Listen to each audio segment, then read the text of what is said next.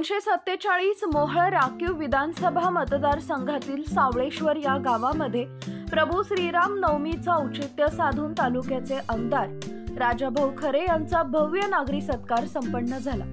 आमदार म्हणून निवडून आल्याबद्दल तसेच महाराष्ट्र विधानसभा विधानमंडळाचं आश्वासन समितीच्या सदस्यपदी निवड झाल्याबद्दल आमदार राजाभाऊ खरे यांचा भव्य नागरी सत्कार समारंभ मोठ्या उत्साहात संपन्न झाला। त्याचबरोबर मोहोळचे प्रथम नगराध्यक्ष रमेश बारसकर यांचे शिवसेना ओबीसी महाराष्ट्र राज्य प्रमुखपदी नियुक्ती झाल्याबद्दल सत्कार करण्यात आला।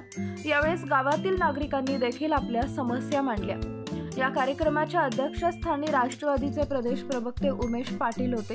कार्यक्रमाप्रसंगी बोलताना चरणराज चौरे, रमेश बारसकर आणि उमेश पाटील यांनी आपल्या आक्रमक भाषणातून विरोधकांचा विकासाच्या मुद्द्यावरून खरपूस समाचार घेतला।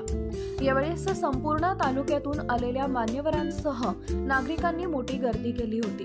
पाहुयात यावेळेस सत्काराला उत्तर देताना आमदार राजाभाऊ खरे काय म्हणाले।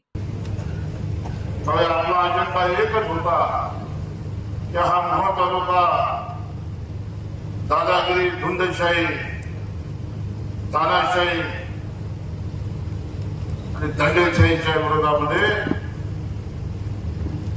आपण